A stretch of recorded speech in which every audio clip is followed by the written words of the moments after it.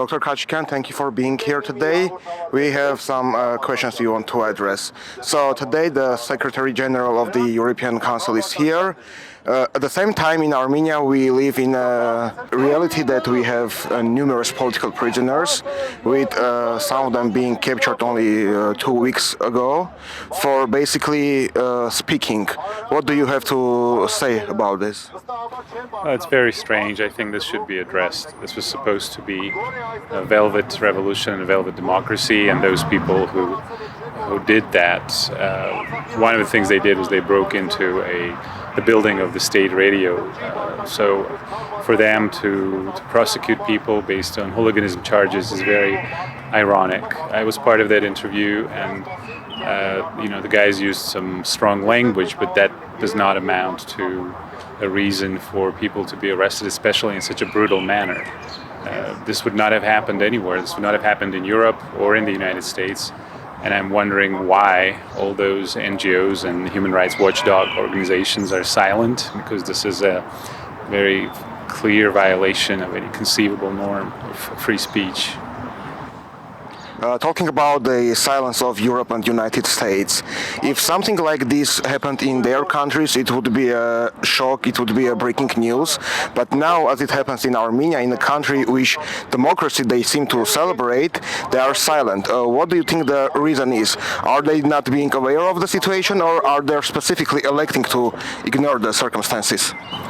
Well, if this happened to Navalny, God bless his soul, this would have been on CNN, BBC, and Reuters and Deutsche Welle every day, 50 times a day. But sadly, because it's not their guy, they're silent. They're ignoring this, and this is not the first case. It's very hypocritical, and I think these double standards are very unfortunate. They're doing a lot of damage to the credibility of the so-called civilized world community and the West. Talking about our political prisoners, when Armen Ashtian was captured, European People's Party, the biggest political family of Europe, made numerous press releases, resolutions, recognizing and acknowledging him as a political prisoner. And EPP was not the only one; many other institutions did so as well. So how come the pro-European government of Armenia, that seems to do everything possible to fit in with Europe, ignores the decision and the voice of the biggest European political family? Because the European organizations and institutions are not putting any pressure on them, because he's their guy. We're not even discussing the fact that 120,000 Armenians were ethnically cleansed. I haven't even heard that term from any European organizations. I think it's very unfortunate, it's very disappointing, because we believed for a moment that there is such a thing as international community, the European community, European values, democracy, human rights, and it all came to this beautiful lie that we believed in 6 years ago. And unfortunately, we have only not prisoners in Armenia, but there are also Armenian citizens that are being illegally kept in Azerbaijan, and seems Europe is quite on that as well. What in the future we can anticipate on this behalf? Well, I haven't heard of anything that they were doing. Yes, they are dependent. They are dependent on Aliyev for their gas and oil. Ms. Ursula makes no secret of it. Even after Karabakh was ethnically cleansed, they repeated that Azerbaijan is their reliable partner. There's not a word being said about ethnic cleansing. Nothing is being said about POWs who were supposed to be released 3 years ago, according to a treaty we signed.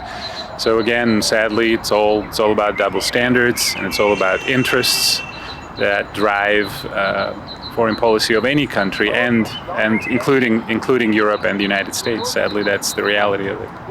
And talking about Ms. Ursula, only a few days ago, Armenian PM Pashinyan met her and Secretary Blinken in Brussels. Are there any takeoffs about prisoners in Azerbaijan or prisoners in Armenia that we can make from that meeting, or was it just for another topic completely? I haven't heard anything said about POWs or about the prisoners, the leaders of the Artsakh Republic who are imprisoned now in Azerbaijan. I haven't heard anything about that. I haven't heard anything about ethnic cleansing. I haven't heard anything about the right of Karabakh Armenians to return to their homes. Nothing. All I've heard was that bit about limited financial assistance, which is great, but it doesn't really change much. And most of it will probably be used to sponsor those quote human rights watchdogs in Armenia that were completely silent when all these violations took place. So for me, it was really very disappointing. And last but not least, Dr. Khachikyan, what are the key actions that have to be taken to bring these topics back to our agenda? What we have to do as a nation, as a republic, and as people? We have to look at the record of the past 6 years. It was a record of basically Armageddon for Armenia. And people have to realize that surrendering their country, surrendering their people bit by bit is not going to make them safe and is not going to make them prosperous. It's very dangerous. And looking at the record of this regime, I think that the first step, the essential step, would be to replace them with a competent government that is capable of leading us out of this disaster.